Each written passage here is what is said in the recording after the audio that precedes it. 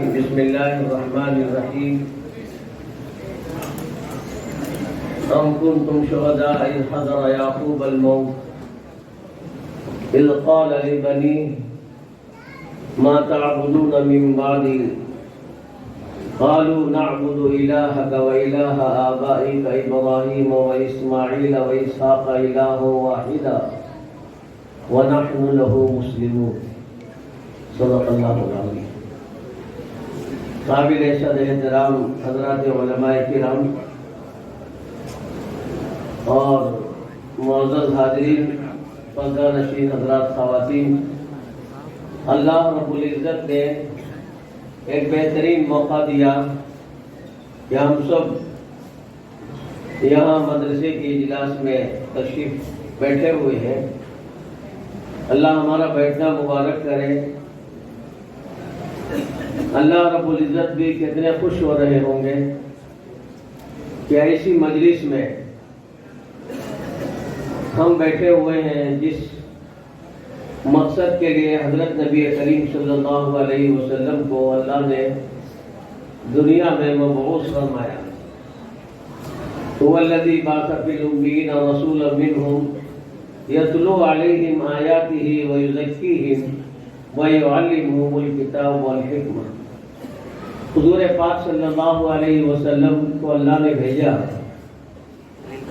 اور دنیا میں آپ کو اللہ نے اس لیے مبعوث فرمایا تاکہ اس کتاب کی تلاوت کریں اور اس کتاب کو سمجھائیں اور اس کے قابل اللہ کے بندوں اور بندیوں کو بنائیں کہ اللہ کی کتاب جو اتر رہی ہے وہ اللہ کے بندوں کے دلوں میں جاگوزی ہو جائے اور اللہ کی بندیوں کے دلوں میں جاگوزی ہو جائے.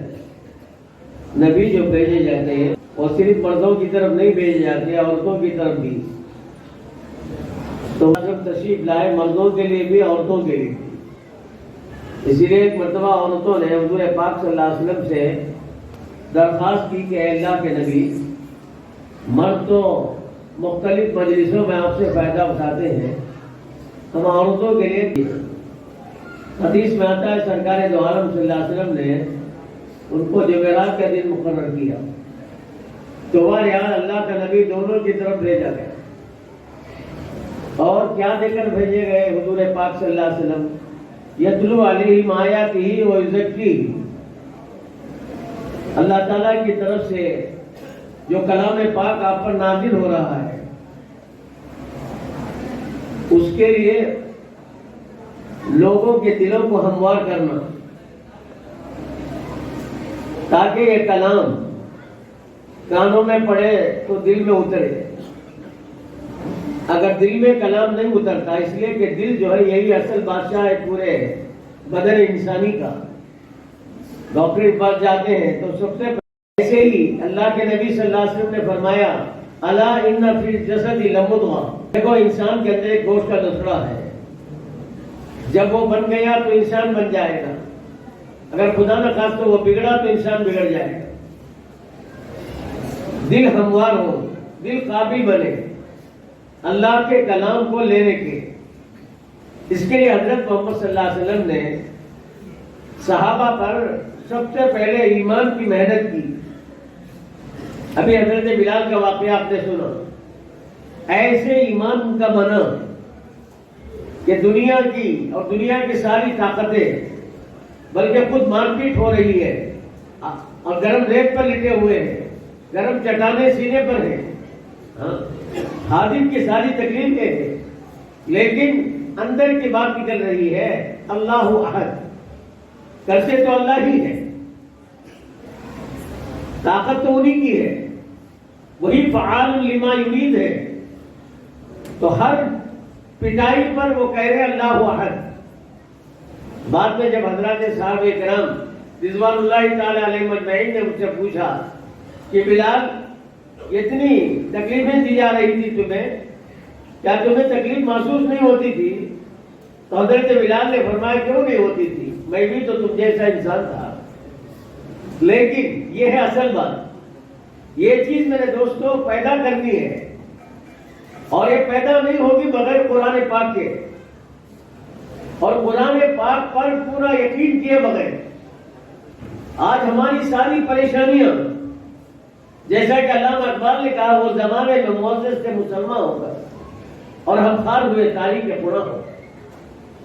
اللہ نے جو کلام ہمیں دیا، اس کلام پر ہمارا اتنا یقین ہو کہ دنیا کے جتنے اسباب ہیں ان کی تاثیر ختم ہو سکتی ہے، لیکن اللہ کا کلام، اللہ نے اس کلام کی جو تاثیر رکھی ہے وہ کبھی ختم نہیں ہوگی۔ حدیث میں آتا ہے اس کے عجائبات اور اس کے حکم کبھی ختم نہیں ہوں گے۔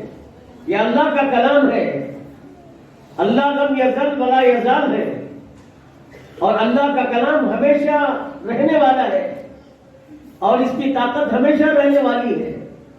اس کا یقین ہمارے دلوں میں ہو اور بلکہ دلوں کی گہرائی میں ہو۔ حضرت بلال رضی اللہ تعالیٰ نے فرمایا کہ کیوں نہیں ہوتی تھی تکلیف مجھے، لیکن اللہ کا نام لینے کا مجھے مزہ ملتا ہے، اور اللہ کا نام لینے کا جو مزہ مجھے ملتا تھا، اس مزے میں، اس لذت میں میں تکلیف کو بھول جاتا تھا۔ جیسے دنیا میں دیکھتے ہیں ایک بڑی چیز دنیا کی ملنے والی ہوتی ہے تو چھوٹی چیزوں کا آدمی بھول جاتا ہے۔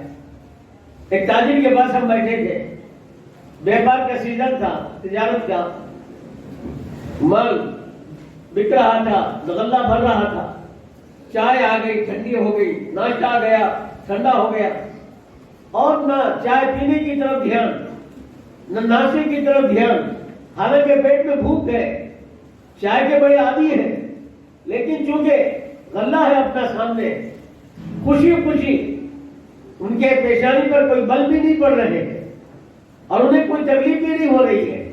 جب ایک بڑے نفع کے لیے آدمی یہ ساری چیزوں کو قربان کر دیتا ہے تو ایمان کی لذت کس کو ملے؟ ہاں، حضرات صحابہ اکرام جن کو معلم حقیقی نے ایمان سمجھایا تھا، حضور پاک صلی اللہ علیہ وسلم کی فیض صحبت میں آپ کو جو ایمان ملا تھا وہ ایمان ان کے دلوں کو چھوتا تھا اور ان کی دلوں کی گہرائی میں اترتا تھا، جس کے نتیجے میں اعمال ان کے لیے آسان، بلکہ ان کے دلوں کی دھڑکن یہ اعمال سے دور ہوتی تھی اور انہیں سکون اعمال سے ملتا تھا، پریشانیاں ان کی اعمال سے دور ہوتی تھی، اس لیے کہ ان کا ایمان دل کی گہرائی میں داخل ہو۔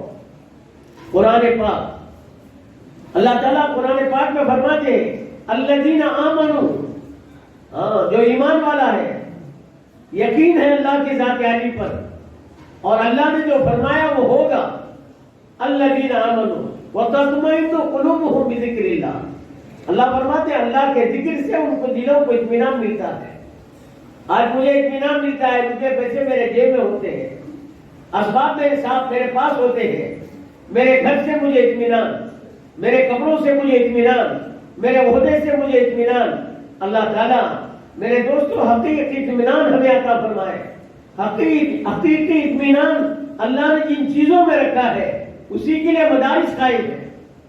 یہ مدارس آج ہم ان طلباء کو ہم نے دیکھا ہے، جو دیکھا کہ قرآن پاک اللہ کا کلام انہوں نے اپنے سینے میں محفوظ کیا، حالانکہ کوئی کتاب ایسی نہیں ہے۔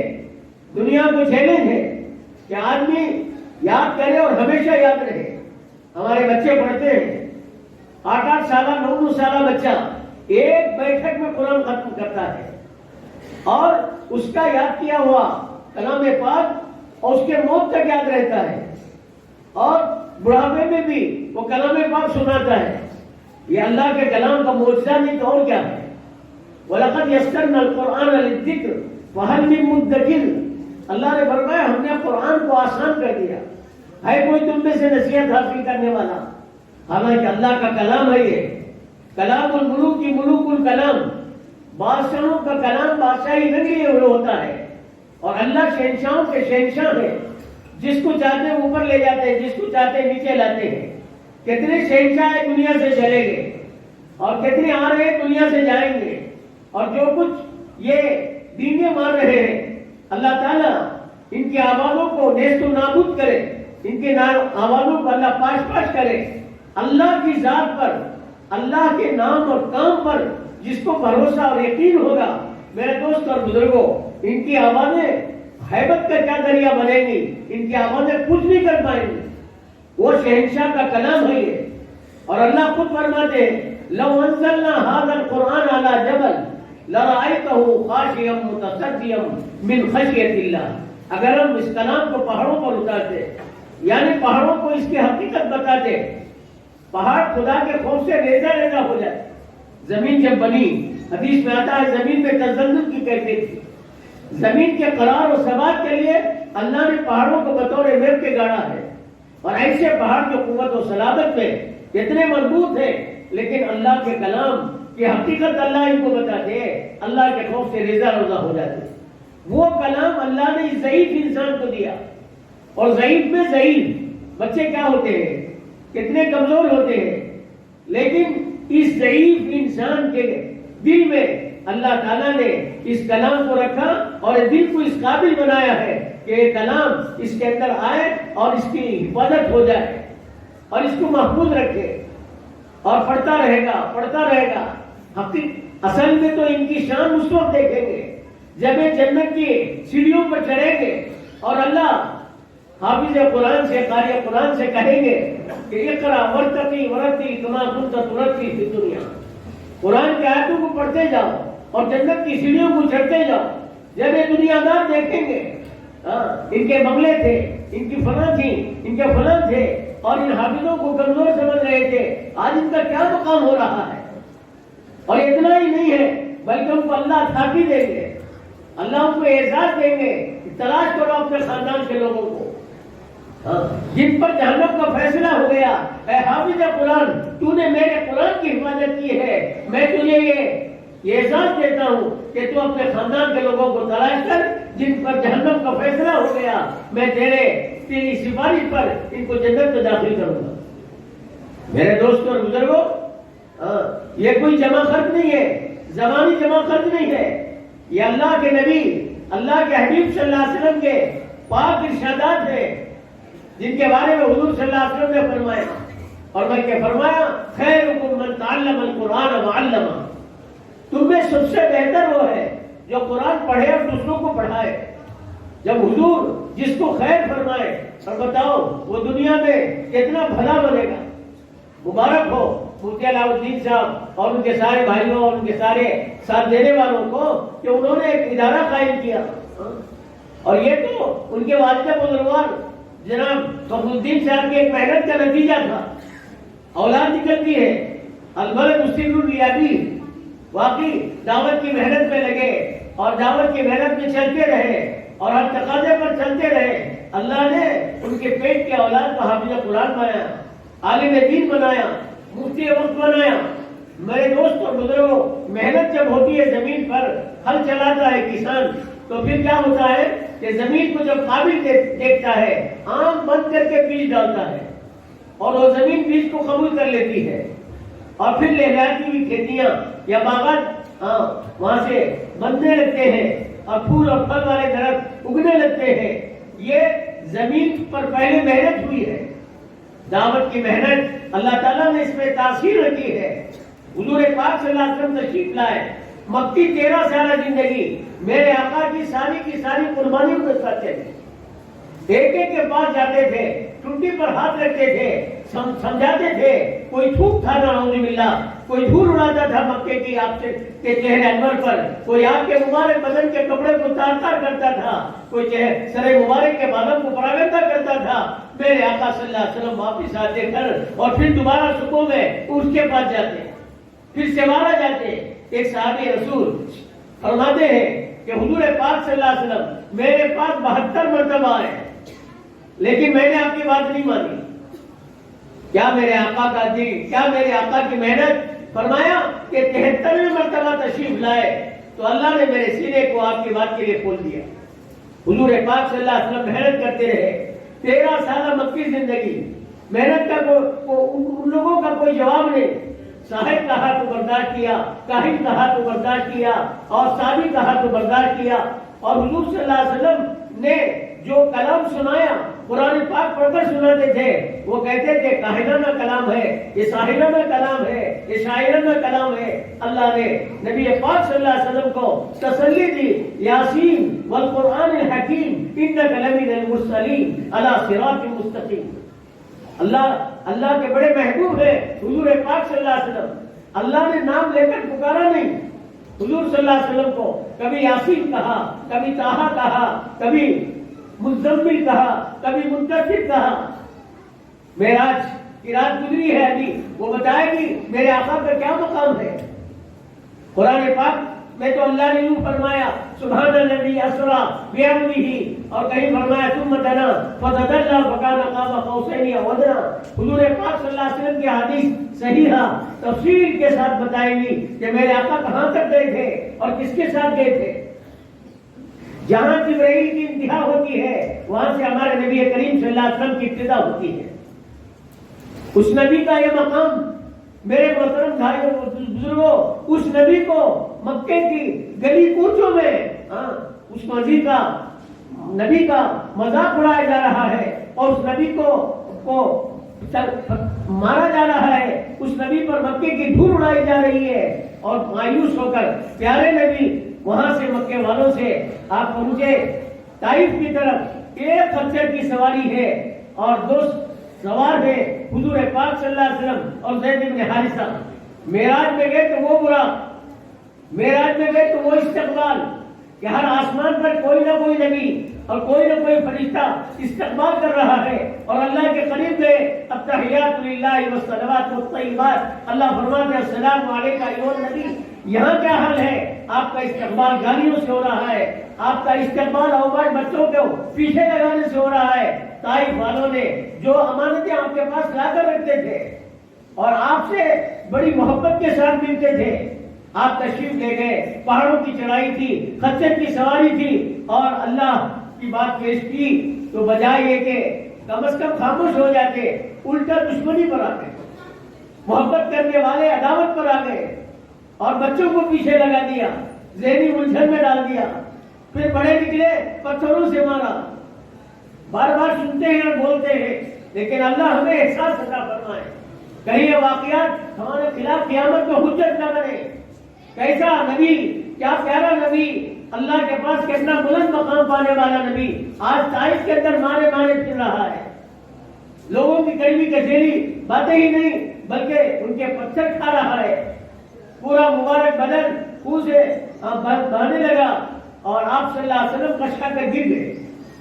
روایتوں میں آتا ہے دشمن نے بغل میں ہاتھ ڈال کر نبی کریم صلی اللہ علیہ وسلم کو اٹھایا اور پھر پتھر سے مارا۔ میرے دوست اور بزرگوں، حضور پاک صلی اللہ علیہ وسلم وہاں سے چھٹکارا پا کر ایک انگور کے باغ میں آئے اور بیٹھے، اور باغ کا مالک وہ بھی دشمن تھا، لیکن حضور پاک صلی اللہ علیہ وسلم کی اس حالت زار کو دیکھ کر اسے رحم آ گیا۔ اس نے انگور کے خوشے اپنے غلام کے ہاتھ سے حضور صلی اللہ علیہ وسلم کی خدمت میں بھیجے۔ مردان غلام وہ انگور کے خوشے لے آیا۔ حضور پاک صلی اللہ علیہ وسلم حالانکہ آپ کا بدن پر کپکپی ہے اور آپ کی زبان سوکھی جا رہی ہے، آپ انگور کھا لیتے فوراً، لیکن آپ نے مرداد سے پہلے نام پوچھا اور پھر پوچھا کہاں کے ہو؟ اس نے کہا نینوا کا ہوں۔ حضور پاک صلی اللہ علیہ وسلم نے تعجب سے فرمایا وہی نینوا جہاں میرے بھائی یونس رہتے تھے؟ تو اس نے مرداد سے کہا کہ ہاں وہی۔ تو اس نے کہا کہ یونس غلام نے پوچھا یونس کو کیسے معلوم آپ کو؟ اس لیے کہ وہ نینوا کا تھا غلام۔ تو حضور صلی اللہ علیہ وسلم نے فرمایا کہ نبی آپس میں ایک دوسرے سے بھائی ہوتے ہیں، یونس بھی نبی ہے اور میں بھی نبی ہوں۔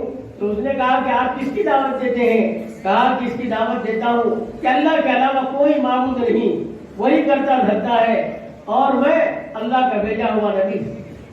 مرداس نے فوراً اسلام قبول کیا۔ حضور پاک صلی اللہ علیہ وسلم اس حالت میں بھی دیکھو کیسی دعوت کی بات کر رہے ہیں، ایک کے فکر میں ہے۔ اور پھر میرے دوستوں مدنی زندگی آپ کے ہمارے سامنے ہے۔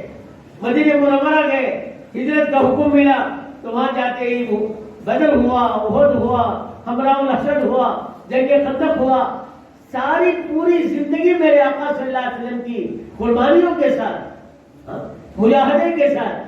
हालांकि अल्लाह के प्यारे नबी हम सबके वास्ता दिल वास्ता उस्ताद हैं, और आप पहले उस्ताद हैं इस तालीम के, आप पहले उस्ताद हैं इस इल्म के, और आपसे ये सारा इल्म हमको मिला है। लेकिन हमारे उस्ताद ने किन हालात से, हमारे उस्ताद किन हालात से दो चार हुए। मैं इस पर अर्ज कर रहा था कि हमारे भाई फखरुद्दीन साहब ने कुछ मेहनत की, वो मेहनत तो हम कर ही नहीं सकते जितनी बस में हमारे है कि अल्लाह ने हमें मुकल्लफ बनाया है, हम हुजूर पाक सल्लल्लाहु अलैहि वसल्लम के उम्मती हैं, और आपकी इस चमन के हम रखवाले हैं। जिस चमन को नबी ने ताइफ के मैदान का खून दिया है, जिस चमन को नबी ने उहद के मैदान के दंदान और उहद के मैदान का खून दिया है, जिस चमन को नबी ने अपने दो महीने के फाके दिए हैं, जिस चमन को नबी ने अपनी कुर्बानियां दी हैं, वो उस चमन के हम रखवाले हैं, और उस चमन की मेहनत ये हमारे अल्लाह ने हमारे बस में रखी। हम मेहनत के लिए तैयार होंगे इंशाअल्लाह। अल्लाह की जात से उम्मीद है कि हमारी औलाद भी हमारे नक्शेकदम पर चलेगी। चुनांचे भाई फखरुद्दीन साहब ने मेहनत की, दावत की मेहनत में लगे, तो अल्लाह ताला ने उनकी सारी औलाद को तकरीबन आलिम बनाया, मुफ्ती बनाया, हाफिज बनाया। मेरे दोस्त और बुजुर्गों, जहाँ हमारी औलाद की हम पर जिम्मेदारी है, उससे पहले बड़ी जिम्मेदारी हम पर है। हम पर जिम्मेदारी है।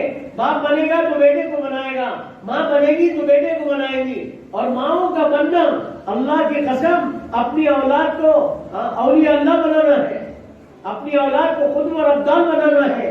देखो खुतबे रब्बानी, गौस ज़मदानी, हजरत मुहियुद्दीन अब्दुल कादिर जिलानी रहमतुल्लाह अलैह इतने ऊंचे मनसब पर पहुंचे, उनका नाम नामी हम सब जानते हैं। लेकिन कहां से आए ये सब, कहां से उनको मिला? कि उनकी मां की तरबियत से मिला। लंबा वाकया। सुल्तान टीपू रहमतुल्लाह अलैह वक्त के बड़े बादशाह गुजरे हैं, और वक्त के बड़े वली भी थे, लेकिन इतना मर्तबा उनको मिला कि उनकी मां की तरबियत से मिला। सुल्तान टीपू को पर दुश्मन ने 3 दिन शेर को भूखा रखकर छोड़ दिया, ये वाकया मशहूर है। सुल्तान ने अपने दोनों हाथों से चीर दिया। जाहिर बात है तो जिस्मानी ताकत नहीं हो सकती। जब ये कारनामा पहली मर्तबा उनके माँ के सामने बयान हुआ, तो उनकी माँ ने जवाब में कहा, हाँ मेरे बेटे से मुझे यही उम्मीद थी। जानते भी हो मेरे बेटे की तरबियत मैंने कैसे किया, कि जब भी अपने बच्चे को दूध पिलाती थी, शीर खानगी के जमाने से जब भी दूध पिलाती थी, बावजूद होकर पिलाती थी। जिस माँ ने उसी वक्त से तरबियत का एहतिमाम किया हो, तो बताओ आगे चलकर उसने कितना एहतिमाम नहीं किया होगा। वो सुल्तान टीपू नहीं बनता तो क्या बनता। हमारी माओं का दीन सबसे पहले हमारी औलाद पर असर करता है, हमारी औलाद। इसीलिए हजरत मौलाना अबुल हसन अली नदवी रहमतुल्लाह अलैह ने एक फतवा फरमाया, मर्द का दीन घर की दहलीज तक आकर रुक जाता है, और घर का जो दीन है वो औरतों पर मौकूफ है। तो इसलिए इस वक्त हमारी बहनें जो बैठी हैं, वो कान खोलकर सुन ले और इसका फिक्र ले अपने ऊपर कि हमारा बनना, यानी आप हजरात का बनना, ये अपनी औलाद का बनना है। अजब नहीं अगर हमारे में दीन आए तो हमारी औलाद न सिर्फ दीनदार बने, हमारी औलाद ये कुतुब बने, अब्दाल बने, गौस बने। देखो एक बहुत बड़े हमारे बुजुर्ग मौलाना इलियास रहमतुल्लाह अलैह के जमाने के हजरत हाजी अब्दुल वहाब साहब रहमतुल्लाह अलैह अभी हाल ही में उनकी वफात हुई। वो हमारे पड़ोस के बुजुर्ग हैं। एक मर्तबा निजामुद्दीन मरकज आए और उन्होंने बात करते हुए फरमाया कि इस पूरे दावत के काम पर एक औरत का एहसान है। फरमाया एक औरत का एहसान है। उन्होंने फरमाया शादी की बारात में जब लोग आए थे, जिसमें औरत भी आई थी, तो उन्होंने दिल में नियत किया कि मैं अपनी लड़की का रिश्ता ऐसे नेक लड़के से करना चाहती हूँ कि जिससे अल्लाह ताला दुनिया में दीन फैलाए। नियतुल मोमिनी खैरुम मिन अमली। इसलिए हुजूर सल्लल्लाहु अलैहि वसल्लम फरमाते हैं मोमिन की नियत उसके अमल से भी बेहतर है। चुनांचे अल्लाह ने उसको उस जमाने का एक नेक नौजवान दे दिया जिसने अपनी लड़की का रिश्ता उनसे किया। उनका नाम था हाफिज मोहम्मद इस्माइल, और इनके खानदान से पैदा हुए हजरत मौलाना इलियास। और हजरत मौलाना इलियास से कितना काम लिया अल्लाह, اور کتنا لے رہے ہیں؟ محترم بہنوں، آپ نے اللہ نے بڑے کمالات رکھے ہیں. عرض کرنے کا مقصد یہ ہے، یہ کمال نہیں ہے کہ زیور جماؤ، کپڑے جماؤ اور اچھے کھانے بناؤ، اپنے گھر کو بہترین انداز سے رکھو. اللہ تعالیٰ توفیق دے دو، لیکن یہ کوئی کمال کی چیز نہیں ہے. یہ تو بے ایمانوں کے گھروں میں بھی ہوتا ہے. ایمان والے کے گھر کا کمال یہ ہے کہ ہمارے بہنیں ایسی بنے کہ ان کے گود میں جو اولاد پلے یہ دین کے دائی بنے، عالم بنے، حافظ بنے، قاری بنے اور اللہ کے دین کے محافظ بنے، اور ان کی ماں کے لیے اور ان کے باپ کے لیے ذخیر آخرت بنے. مولانا صالح جو آپ نے سنا مولانا کہ نیک لڑکا بنا کے چھوڑ دیا، اب ان کی ساری نیکی کا ثواب ان کے ماں باپ کو پہنچے گا. تو اس کے لیے محترم بہنیں اس بات پر توجہ دیں، اپنے گھروں کو دیندار بنائیں. اور انسان جو بنتا ہے نا ماحول سے بنتا ہے. ماحول جب ملتا ہے تو پھر آدمی خود کو خود بننا شروع ہو جاتا ہے. اپنے گھر کے ماحول کو ایسا بنائیں. حضور صلی اللہ علیہ وسلم نے اسی لیے فرمایا لا تجعلوا بیوتکم قبورا، اپنے گھروں کو قبرستان مت بناؤ. قبرستان میں سناٹا ہے، کچھ کیا ہے، کچھ نہیں ہے. جب کرنے کے کام نہیں کریں گے نا، نہ کرنے کے کام خود بخود کرنے پڑیں گے. زمین پر محنت نہیں ہوگی تو پھر زمین پر کانٹے بھراٹے نکلیں گے. گھوگرو کے کانٹے جو کہتے ہیں، اس طرف سے بھی جاؤ اس میں چبن ہے، چبائیں گے وہ. تو پھر کرنے کے کام جب ہمارے گھروں میں نہیں ہوتے، قرآن کی تلاوت نہیں ہوتی، اللہ کا ذکر نہیں ہوتا، خیر کی باتیں نہیں ہوتی، بڑے اور چھوٹوں میں حقوق کی باتیں نہیں چلتی، تو پھر ہمارے گھروں میں اب اس کے جو متضاد باتیں ہیں، اس کی اپوزٹ جو باتیں ہیں وہ چلے گی. اور جو چل رہی ہیں آپ دیکھ رہے ہیں. اور ہوتے ہوتے کیا ہوتا ہے معلوم؟ بچے اپنے ماں باپ کے لیے سانپ بنیں گے. سانپ. ایک والد صاحب ایک بچے کے مجھ سے کہہ رہے تھے کہ مجھ سے دعا کرو اللہ میرے بچے کو موت دے دے. حالانکہ جوان بچہ تھا، بڑا خوبصورت بچہ تھا، بڑا مضبوط صحت مند تھا. میں نے پوچھا کہ حاجی صاحب ایسا نہیں کہنا چاہیے، یہ تو اولاد ہے تمہاری. اب انہوں نے جو اس کا حال سنایا میرے آنکھوں میں بھی آنسو آ. اپنے بچے کو لاش سے مار، اپنے باپ کو لاش سے مار کر اٹھاتا ہے. حالانکہ باپ تو جنت کا دروازہ ہے.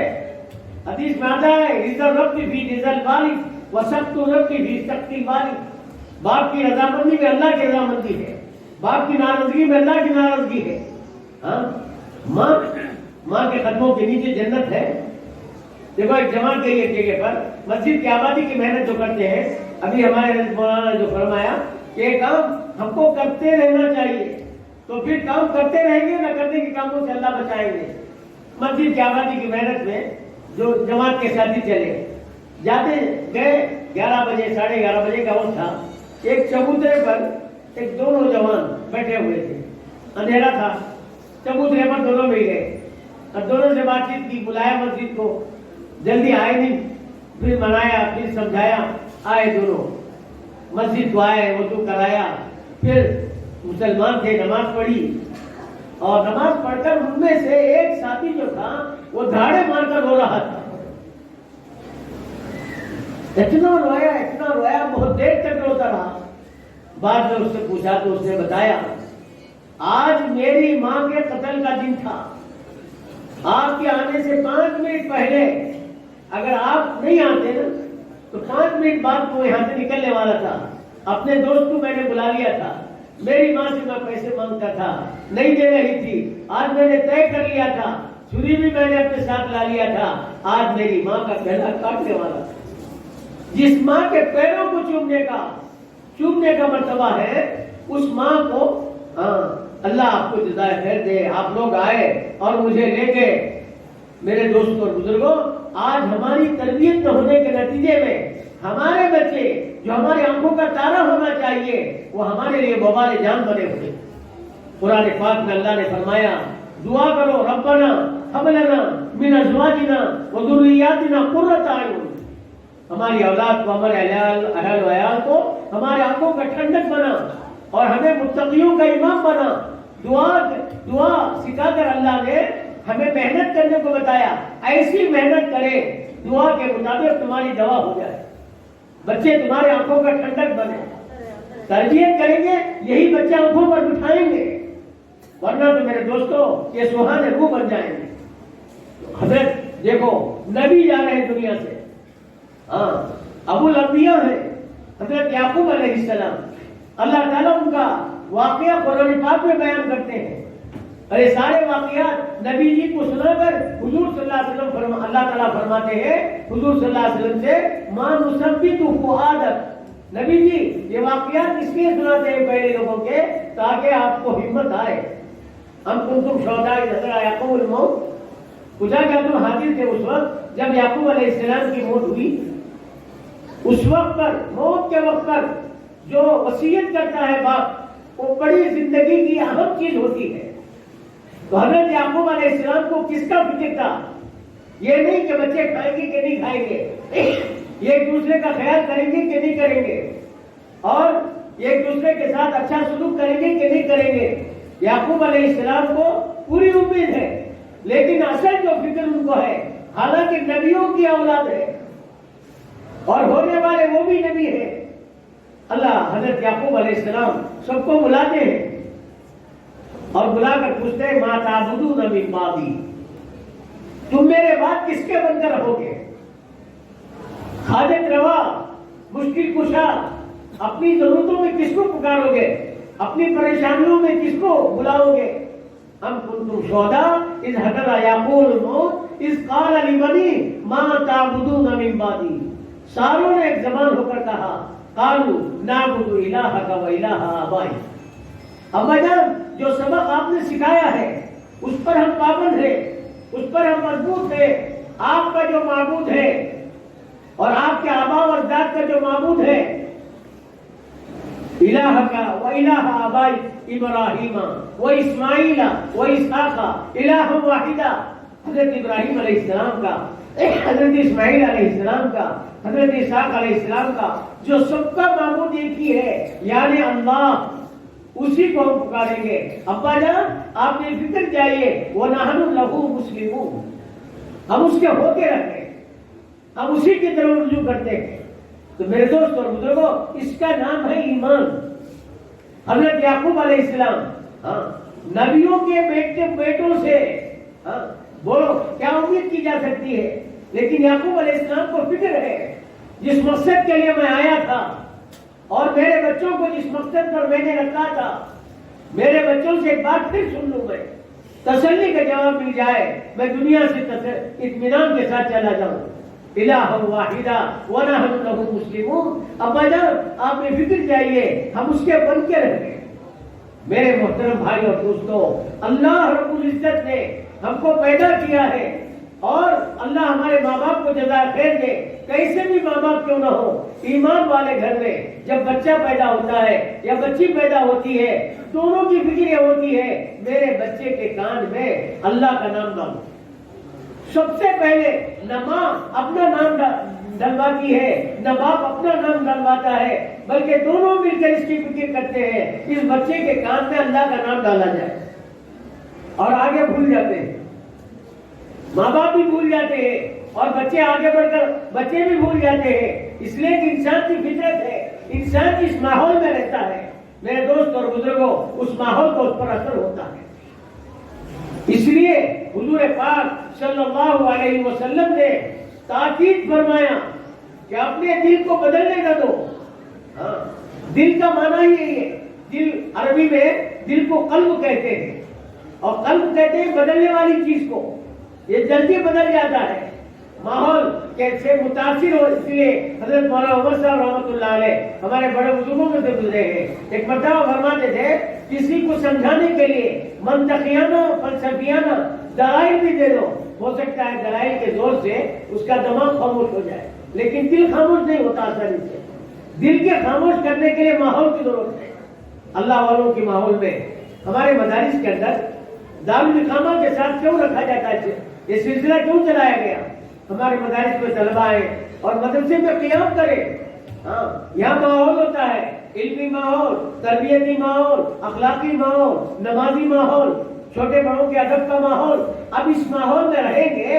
ایک تو ان کی پڑھائی ہو رہی ہے، کان سے سن رہے ہیں اور زبان سے پڑھ رہے ہیں، لیکن یہ ساری چیزوں کو دیکھ کر سن کر ان کے دل پر اثر پڑتا ہے. اور اس ماحول سے جو طلبہ صحیح فائدہ اٹھاتے ہیں اور اس ماحول پر پوری طرح پابندی کے ساتھ رہتے ہیں، خدا پاک کی قسم وہ آگے چل کر بہت کچھ فائدہ اٹھاتے ہیں.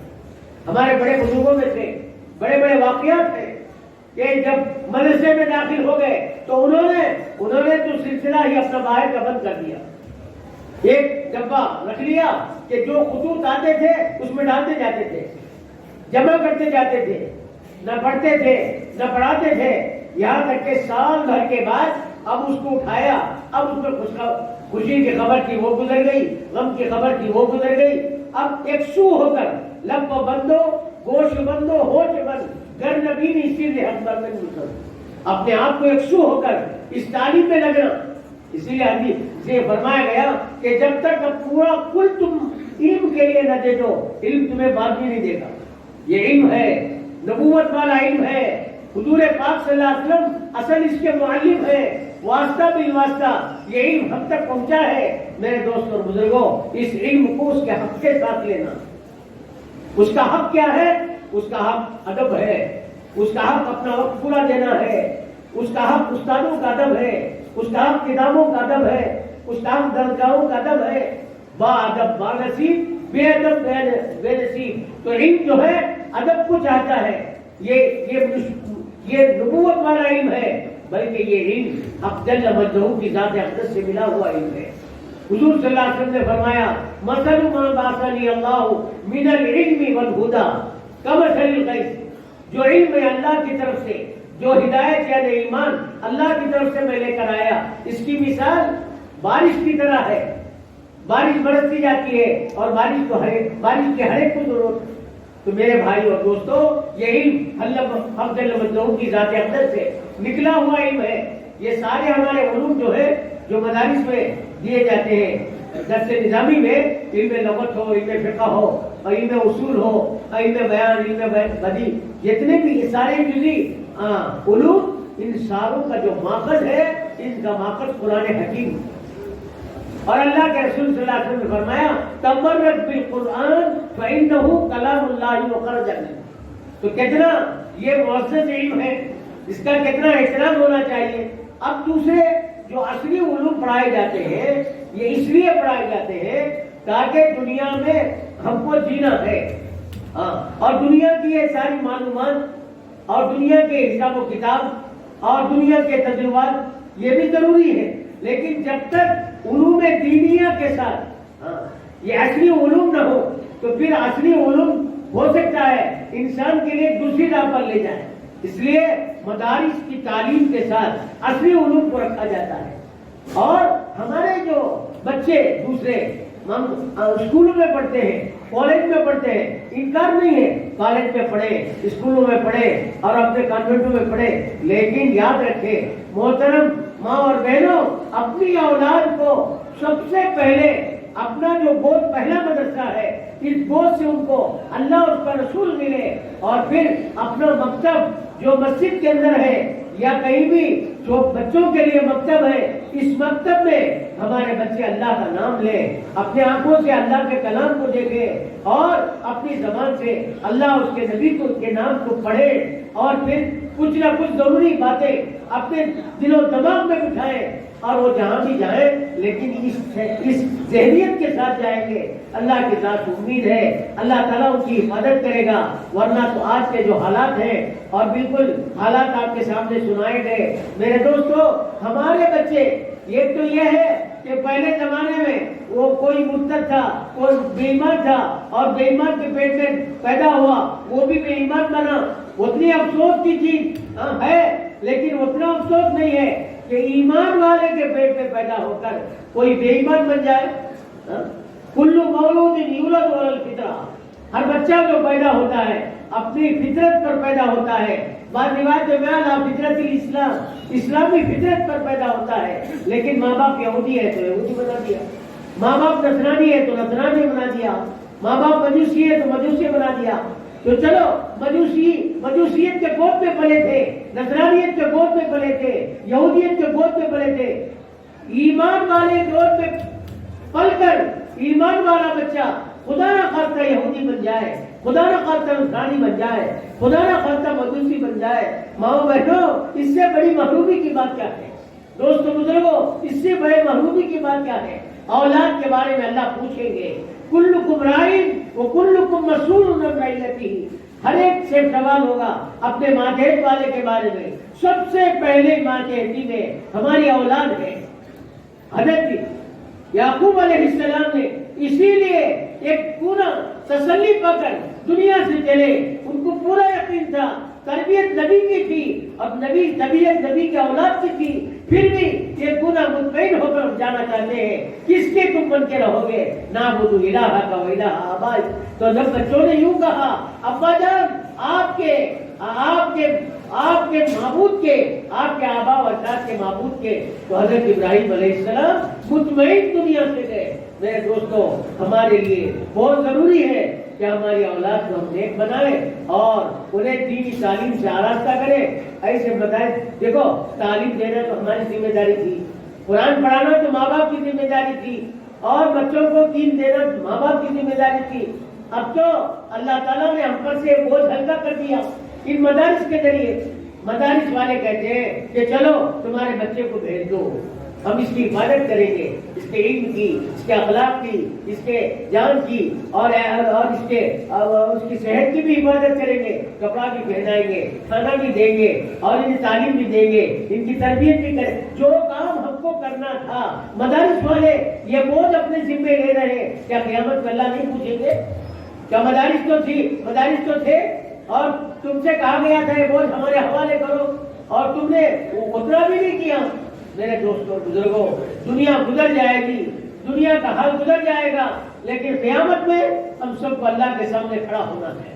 ہاں, کل نفس بما کسبت رہنا, ہر انسان کو اپنے کیے کا بدلہ چکتا کرنا ہے. اللہ تعالیٰ ہم سب کو توفیق عطا فرمائے, ہم اس مدارس کی قدر کریں اور تعلیم دین سے اور تربیت نبوی سے ہم اپنے بچوں کو آراستہ کریں. یہ ہمارا دارالعلوم صدیقیہ بڑا دارالعلوم نام بھی علم کا گھر ہے, اور ساتھ صدیقیہ حضرت ابوبکر صدیق کی طرف نسبت ہے. اللہ اکبر. صدیق اکبر کا وہ جگر تھا اور ان کا ایک بنولا تھا کہ جس کی بنا پر صحابہ کرام جو بکھرے رہے تھے, صحابہ کرام کی شیرازے کو جمع کیا اور صدیق اکبر نے صحابہ کرام کو اس فکر پر اٹھایا اور سارے صحابہ میرے دوستوں پھر آگے صدیق اکبر کی بات پر. اور پھر یہ دین جو گزر رہا تھا, کچھ مرتد ہو رہے تھے اور کچھ زکات کے منکر ہو رہے تھے اور کچھ منتشر کیفیت پیدا ہو گئی تھی. ہرقل روم 2 لاکھ فوج لے کر نکل گیا تھا, لیکن صدیق اکبر کی فکر پر اللہ تعالیٰ نے پھر کیا کر دیا. آج ایسی صدیق کی فکروں کی ضرورت ہے, صدیق کی فکروں کی ضرورت ہے. اپنی جان کو اپنے ہتھیلی میں رکھ کر اللہ کے دین کی محنت کرنا. میرے دوستو, حالات سے گھبرانا بھی نہیں, اس لیے کہ حالات یہ چھوٹ کا پیڑ ہے اللہ کے سامنے. دیکھو سورج گرہن ہو گیا, نماز پڑھی, دور کر دیا, اور ہوا آندھی تیز چلی, 2 رکعت نماز پڑھی صحابہ نے, دور کر دیا. ارے مردہ بیٹے کو حضرت ایک صحابی عورت نے دعا اللہ سے مانگ کر اس کو زندہ کر دیا. میرے محترم بھائیوں, اللہ کے لیے کیا کچھ مشکل ہے؟ اس کے لیے یقین کی کمی ہے. اس لیے اپنے سارے حالات میں جمیں اور اللہ سے مانگے اور اپنی اولاد کی تربیت اور اپنی تربیت راہ خدا میں نکلیں گے. کتنا بہترین راستہ ہے, اہل اللہ کی صحبت میں رہیں گے, کتنا اچھا ماحول ہے, اور اپنی اولاد کو مدارس میں بھیجیں. اور یہ دارالعلوم صدیقیہ ہے اور اس سے اپنے اولاد کو جوڑیں. اللہ مجھے بھی توفیق عطا فرمائے, آپ کو بھی توفیق عطا فرمائے.